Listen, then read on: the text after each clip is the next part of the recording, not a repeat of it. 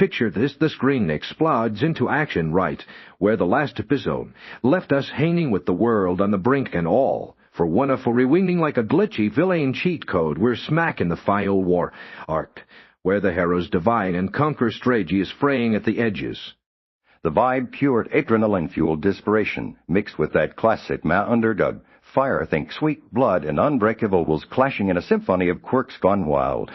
We kick off with all might our skeletal legion Toshneride, Eja chatting with a hallucination of Sir Nihea, that foresight hero who always dropped truth bombs. It's a gut-punch moment, All Might's questioning his own death.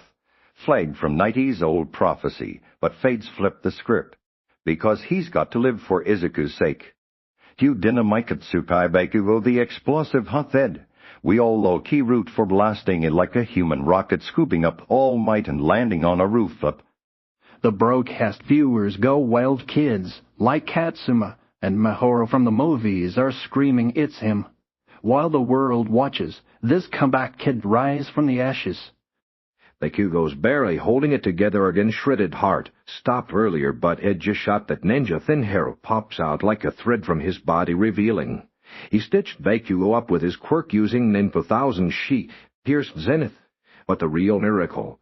A tiny bit of Bakugo's explosive sweet kick-starting his revival talk about quirk, evolution on steroids, All Might going blood. But ever the mentor hands over his busted gauntlet as a brace, dubbing it the Great Explosion, Murder God Dynamite, it's Puta passing the torch with a smirk.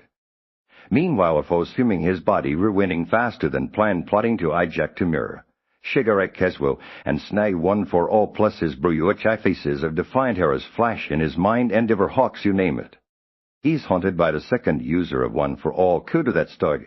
Dear Shifter, and just as he's about to bolt bam, Bakugo materializes like a boss, declaring, I'm the final boss, and unleashing a point-blank explosion that rocks a foe's world. Cut to parallel Chaos Dekuitic Midaraya, tangling with Tamura, using danger sense to dodge, decay, and regeneration, prepping his last Gearshif. Blowback's gonna bench him hard. The counter-force, brought sub-Batesiat squashed, numbed down skeptic captured, but Curadur as Maya, where there is her head, and present McLady Nagant reflects on Deku from her recovery, but adding that emotional layer. Bakugo's parents, Mitsukai and Masaru, watch the live-feed Mitsukai hipping her boys grin while Masaru freaks family feels hit different here. Then we flash back to Afo's twisted origin, a gritty per-quirk era, where a dying sex worker birth, twins on a riverbank, rats closing in before a flood sweeps him away. The older twin baby Afo steals his mum's spur-like bones quirk rampages through Antimeta Chaos, killing soldiers, and even the luminescent baby first quirk kid his frail little Bruyucha Red's Captain Heracunix dreaming of heroism, but Afo sees him as property. It ends with Yuichai fleeing with help a kudu hand in a blood pud like killing set up for Afo's all-for-one philosophy, Yuichai's one-for-all hope big moments. Bakugo's speed awakening Vea. Sweet pain, Timming twisting like a drill to chase Afo's rage meltdown, blaming Kulu for everything, and that declaration echoing like a make. Drop the Vevu's electric opponent apocalypse with humor in Bakugo snarky call me kitchen Bakugo retort. It's like the series saying heroes aren't born, they explode back to life. Studio Bones nails it again. Fox their animation. For this ep is a visual feast, blending fluid action with emotional depth that makes you feel every blast. The art still stays true to Horikoshi's dynamic designs, sharp lines, exaggerated expressions. Bakugo's feral grin is Chief's kiss, and those epic double-page spread vibes translated to screen gushing timely explosions gorgeous. Bakugo's point-blank bull monofo lights up the sky in fairy oranges and yellows with debris flying in slow-mo that rivals. The best of season is War Sames the Spee sequences where Bakugo twists and blasts to catch a foe. Insane particle effects on the sweet beds making his quirk evolution feel attainable, and hip flashbacks to a foe's origin are stunning gritty shadowy pellets for the per-quirk world with spear-like bones, jutting out in brutal visceral detail.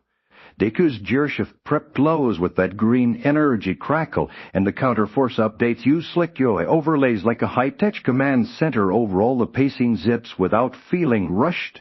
and the color grading helps the tension, muted blues for reflections, vibrant reds for rage. But hey, honest nudge, keeping it kind, 'cause Bones is killing it over some crowd reactions. Feel a Ted Risico like the broadcast viewers could have used more unique animations instead of stock shears.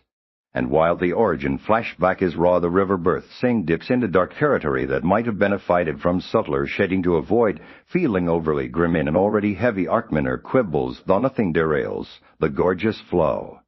If they stepped up the fluidity in those rapid twists, maybe less brilliance on speed lines, it'd be perfection. Still, this hep's art screams plus ultra. What a ride it deserved. It left me buzzing like I chugged All Might's energy. Drink overall feels. It's Pete, that blend of heart-wrenching backstories, explosive action, and character growth that reminds us why we fell for this series. I'm obsessed with Bakugo's art. Here dude goes from kidnapped kid to self-proclaimed final boss, and his humor-laced defiance that senility jab beautiful. Bold adds levity without undercutting the stakes. The origin div into a for humanize the big bad, just enough to make him terrifyingly relatable hubris born from chaos. No criticus, it's intense, made too flashback heavy for casual viewers, but kindly it depends the lore without bragging. Crossing fingers for the series.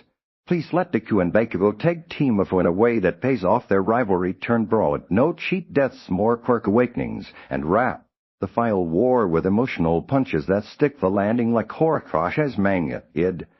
If the rest of the season keeps this energy, it'll be legendary. What about you, favorite? Moment hit me up, chat's not over yet.